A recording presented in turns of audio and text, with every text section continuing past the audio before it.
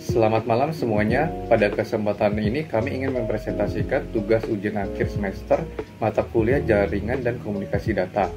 Sebelumnya perkenalkan anggota kelompok kami, saya sendiri Filbert Florenza dengan NPM 243 2005, Selina dengan NPM 243 2032, Muhammad Abdul Aziz dengan NPM 243 2048, Intan Jayanti dengan NPM 243 2058, dan Kuini Fikari Toba dengan NPM 243 2007. Pada soal ini, berdasarkan diagram jaringan di atas, lakukan deployment web server menggunakan Nginx dengan tampilan default atau template HTML yang tersedia. Lalu pada soal nomor 1, jelaskan bagaimana proses klien dapat terhubung ke Nginx web server melalui jaringan yang ditunjukkan pada diagram. Jelaskan jalur koneksi, perangkat jaringan yang terlibat, serta mekanisme pengalamatan dan routing yang digunakan. Pada gambar berikut, kami telah mendeploy sebuah web server Nginx pada AWS EC2 instance. Lalu untuk jalur koneksi antara klien atau aktor hingga ke Nginx web server adalah sebagai berikut. Klien mengakses website melalui browser di perangkatnya dengan mengetikkan domain uasjaringan.gatau.my.id. Permintaan dari klien dikirim melalui modem plus Wi-Fi sebagai gateway lokal menuju ISP. ISP meneruskan koneksi tersebut ke jaringan internet global untuk mencari alamat tujuan. Lalu permintaan diarahkan ke Cloudflare proxy yang akan mengarahkan permintaan itu ke EC2 instance yang menjalankan Nginx web server. Setelah mencapai AWS, data traffic tersebut diarahkan melalui Internet Gateway menuju virtual private cloud dan subnet yang sesuai. Lalu EC2 instance memproses permintaan tersebut menggunakan Nginx, dan terakhir permintaan diproses oleh Nginx web server dan dikirim kembali ke klien melalui jalur yang sama. Untuk perangkat jaringan yang terlibat, ada yang pertama device yang digunakan oleh klien untuk mengakses website. Lalu modem dan Wi-Fi router yang bertindak sebagai gateway lokal yang menghubungkan perangkat ke internet. Lalu yang ketiga ada router ISP dan jaringan backbone internet yang mengarahkan lalu lintas data menuju IP server. Untuk infrastruktur AWS, terdapat public IP 44.206.37.66 yaitu IP public yang digunakan untuk mengakses EC2 instance dari luar. Internet Gateway yaitu komponen VPC AWS yang memungkinkan akses keluar masuk dari internet ke EC2. Lalu ada Virtual Private Cloud, yaitu jaringan virtual di AWS tempat EC2 instance berada. Subnet yaitu unit jaringan kecil dalam VPC yang menampung EC2. Lalu Network Interface atau NI, yaitu antar muka jaringan yang digunakan EC2 untuk menerima dan mengirim paket data. Security Group yaitu firewall virtual yang menentukan aturan akses lalu lintas inbound atau outbound ke EC2. Lalu ada mekanisme pengalamatan. Yang pertama ada IP address. Untuk IP address klien kita menggunakan IP 192.168.18.9. IP tersebut merupakan IP private dari jaringan lokal yang tidak dapat diakses langsung dari internet. Saat klien mengirim permintaan ke internet, IP ini akan diterjemahkan oleh router melalui mekanisme NAT atau Network Address Translation. Untuk router, IP yang diberikan adalah 182.253.9.74. Alamat IP public ini diberikan oleh ISP dan semua koneksi dari klien ke luar jaringan termasuk internet akan terlihat berasal dari IP ini. NAT juga akan mencatat seksi koneksi agar dapat memetakan respons dari server internet ke klien lokal yang sesuai. Lalu IP web server memiliki IP publik 44.206.337.66, yaitu merupakan IP publik dari instance EC2 yang di-host di AWS VPC. IP ini digunakan untuk menerima koneksi dari internet melalui Internet Gateway AWS. Lalu ada pengalamatan DNS. Web server kita dapat diakses menggunakan domain uasjaringan.gatau.my.id. Dan untuk proses DNS resolution ya, saat klien mengakses domain tersebut, DNS Cloudflare akan mencari tahu alamat IP yang terkait dengan domain tersebut. Hasilnya adalah alamat IP public server yaitu 44.206.37.66. Namun, domain ini dilindungi dan diarahkan melalui Cloudflare proxy, sehingga walaupun IP yang ditunjukkan tetap IP EC2, Cloudflare akan menerima koneksi terlebih dahulu, bertindak sebagai perantara antara klien dan server. Peran Cloudflare dalam diagram ini adalah Cloudflare menyediakan layanan reverse proxy dan SSL termination. Jadi meskipun EC2 hanya melayani HTTP di port 80, klien tetap bisa melakukan koneksi HTTPS karena Cloudflare menyajikan sertifikat SSL atau TLS atas nama domain. Koneksi antara klien dan Cloudflare berlangsung melalui HTTPS, sedangkan koneksi antara Cloudflare dengan instansi EC2 berlangsung melalui HTTP. Dan yang terakhir ada mekanisme routing. Untuk routing dari klien ke router, klien menggunakan IP private 192.168.18.9 yang diberikan oleh router di jaringan lokal. Permintaan tersebut akan dikirim ke domain uasjaringan.gatau.my.id.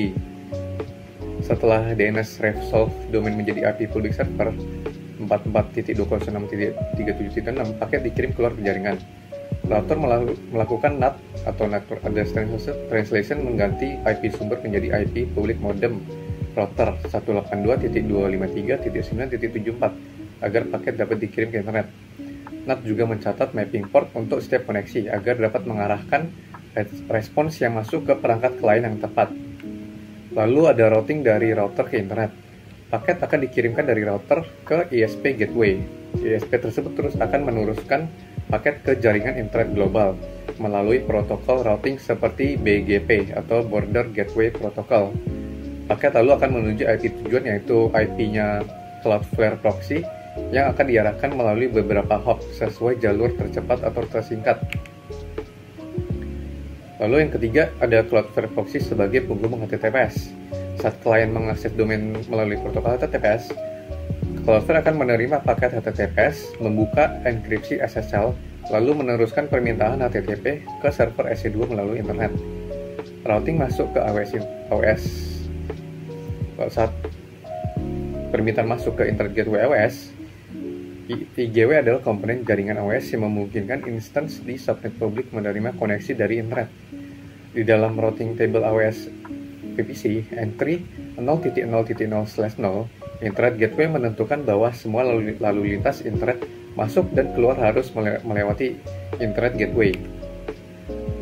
Lalu distribusi ke EC2 melalui Network Interface. IGW akan meneruskan paket ke Elastic Network Interface milik EC2. Network Interface adalah antarmuka virtual jaringan AWS yang menempel pada EC2, lengkap dengan IP publik dan private. EC2 menerima permintaan HTTP dari Cloudflare melalui port 80. Lalu di Nginx akan diproses. EC2 menjalankan Nginx web server yang dikonfigurasi untuk mendengarkan koneksi HTTP pada port 80. Nginx menerima permintaan, memprosesnya, lalu mengirimkan respons ke Cloudflare. Cloudflare kemudian mengenkapsulasi kembali dalam HTTPS dan mengirimkan ke klien. Jalur pulangnya adalah respons mengikuti jalur yang sama secara terbalik, yaitu dari EC2 ke Internet Gateway, lalu ke Cloudflare, ke Internet, ke ISP, ke router, dan yang terakhir ke klien. Router NAT akan menggunakan stateful mapping untuk memastikan paket kembali ke klien dengan IP 192.168.18.9. Seluruh komunikasi ini dilakukan melalui protokol TCP/IP untuk memastikan keandalan dan integritas data. Sebelumnya, perkenalkan nama saya Selina dengan NPM 2432032.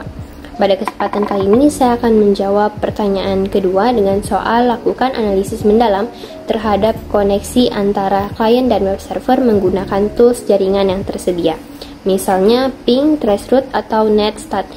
Jelaskan hasil analisis dan implikasinya terhadap performa jaringan.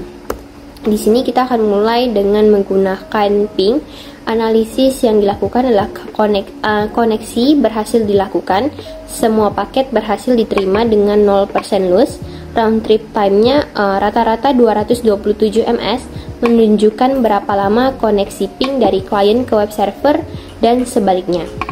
Angka 227 ms menunjukkan jarak koneksi antara klien dan web server yang lumayan jauh. Klien berada di Batam, web server berada di US North Virginia, dan TTL 49 menunjukkan jumlah hop dari klien ke server. Biasanya Linux dimulai dari TTL 64, maka 64 akan dikurang dengan 49, maka hop yang dilalui ada sekitar 15 titik antara klien dan web server. Implikasi terhadap performa jaringan itu yang pertama ada dari hasil analisis latensi dari klien ke web server lumayan tinggi yang akan menyebabkan kurangnya performa yang membutuhkan real time seperti online games, video call, live stream, dan lain-lain. Lalu di sini ada analisis ping lagi. Koneksi berhasil dilakukan. Di sini implikasi jaringannya ada security yang lebih tinggi karena IP public web server disembunyikan oleh Cloudflare proxy. Lalu yang kedua, tidak bisa mengukur performa jaringan ke web server jika tidak mengetahui IP web server. Lalu selanjutnya kita akan ke traceroute.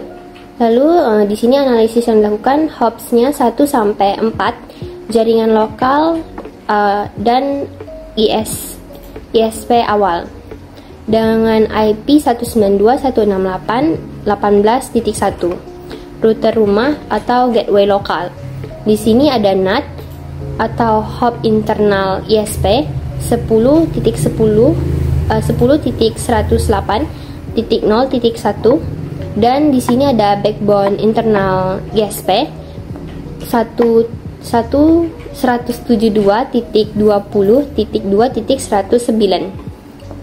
Lalu di sini IP public pertama dari ISP yang diberikan itu ada 16.193.150.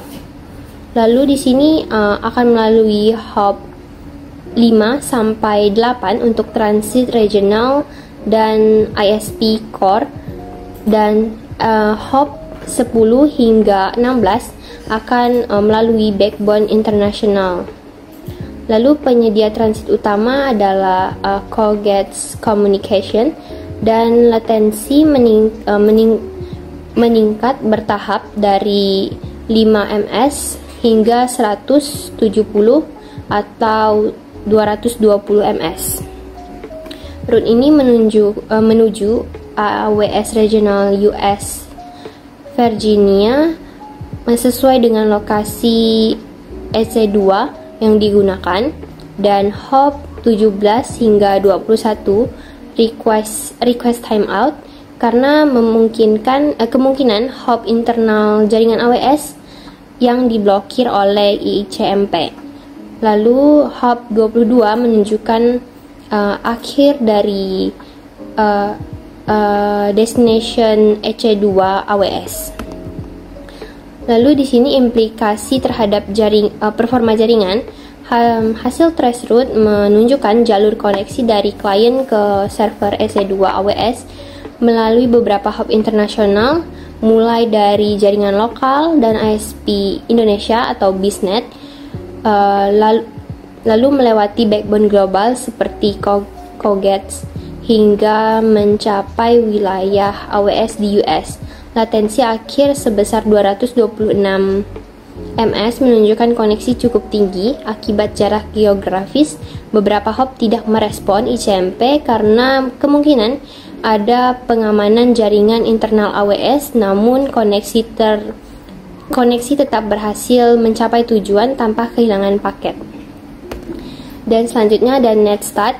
Analisis yang dilakukan di sini ada web server sedang mendengarkan request HTTP pada 0.0.0.0 dan yaitu semua IP versi 4 dan semua IP versi 6. Lalu koneksi HTTP untuk beberapa IP.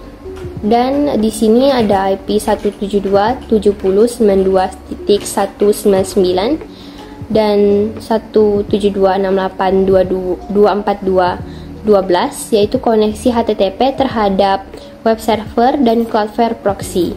Ketika klien mengunjungi web server menggunakan dan akan menggunakan domain ini. Lalu di sini dengan IP 182.253.9.74 yaitu koneksi HTTP antara web server dan klien ketika klien mengunjungi web server, misalnya protokol HTTP dan IP public server, web server.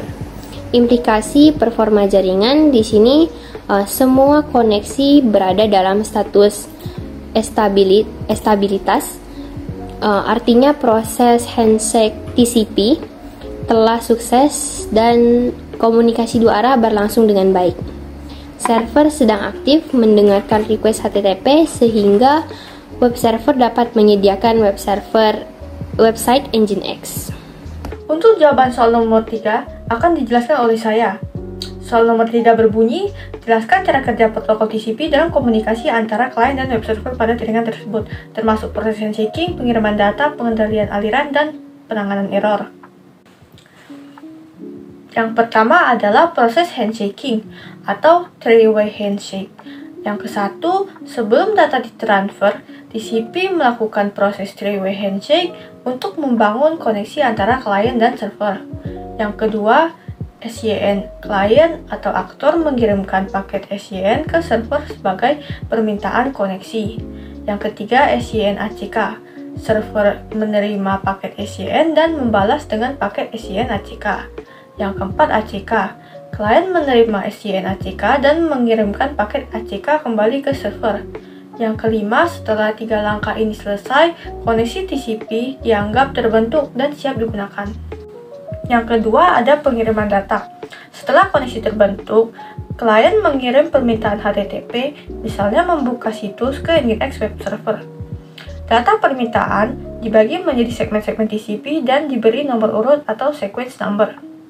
Nginx web server menerima segmen tersebut, menyusunnya sesuai urutan, dan memberikan ACK atau acknowledgement untuk setiap segmen yang diterima. Server kemudian merespons dengan data halaman web, juga dalam bentuk segmen TCP yang dikirim balik ke klien.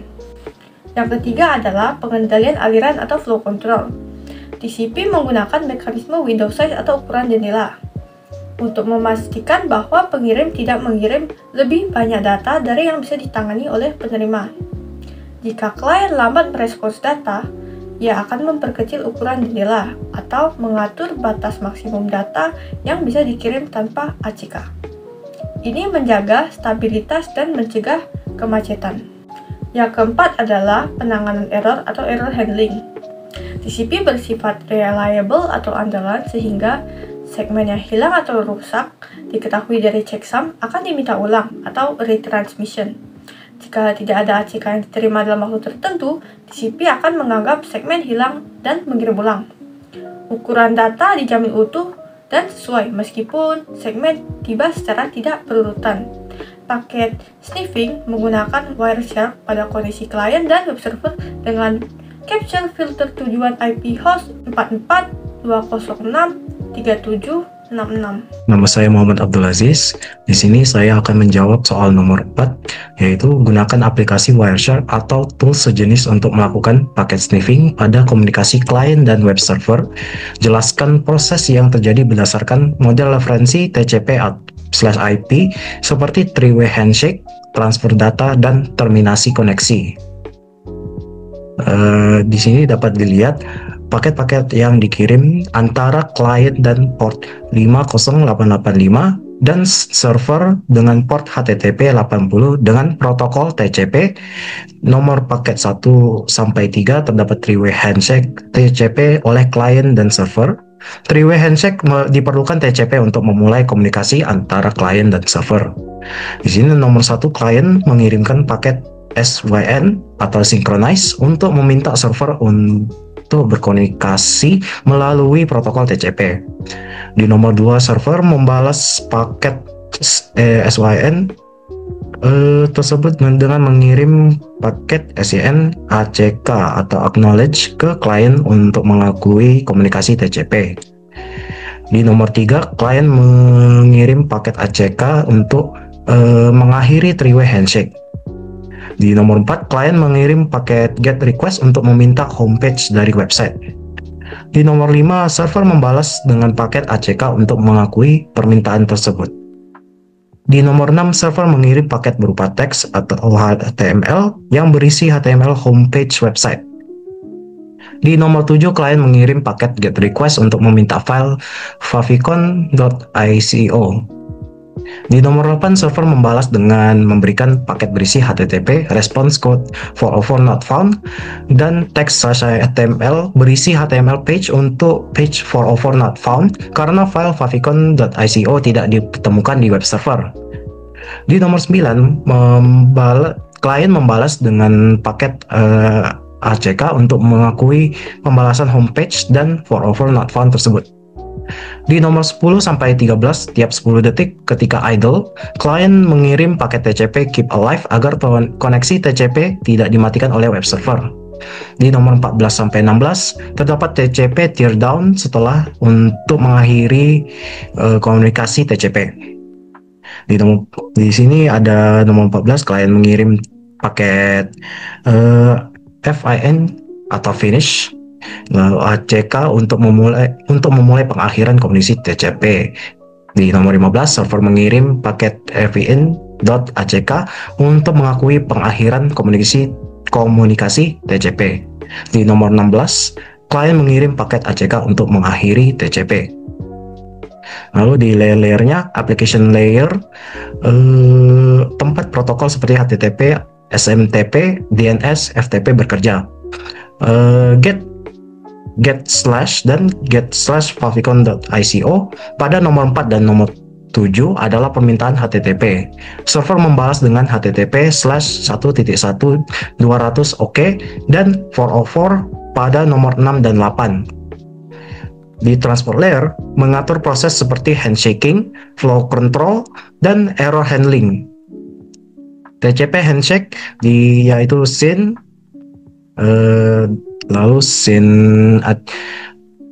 lalu synchronize acknowledge dan acknowledge berjalan lancar pada nomor 1 sampai 3. Lalu tidak ada packet loss atau retransmission. Dalam internet layer, menentukan alamat IP tujuan dan asal serta bagaimana paket sampai ke tujuan, yaitu source and destination. IP kliennya itu 192.168.18.9, IP web servernya itu 44.206.37.66. Lalu di network access layer berurusan dengan hardware dan media fisik seperti kabel, wifi, dan MAC address, dan itu tidak terlihat pada wireshark. Selanjutnya, perkenalkan, nama saya Intan Janti, NPM 2432058. Di sini saya akan menjawab pertanyaan nomor 5, yaitu sebutkan protokol jaringan yang digunakan untuk membuat dan menyediakan layanan web ini, serta jelaskan fungsi masing-masing protokol dalam konteks layanan tersebut. Yang pertama yaitu HTTP. HTTP adalah Hypertext Transfer Protocol yang berfungsi sebagai komunikasi utama yang digunakan untuk mengirim data dari klien ke web server dan sebaliknya.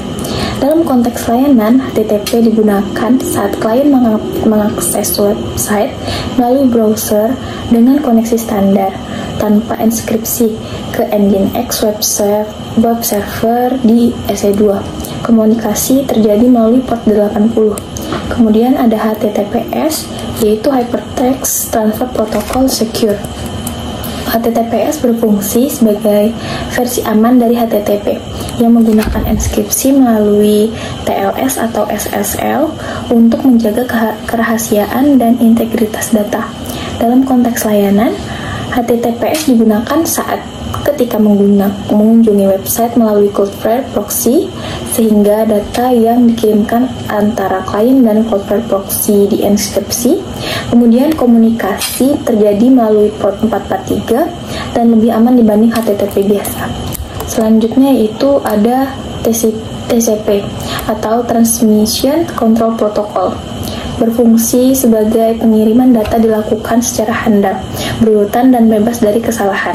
Dalam konteks layanan, TCP mendukung protokol HTTP dan HTTPS.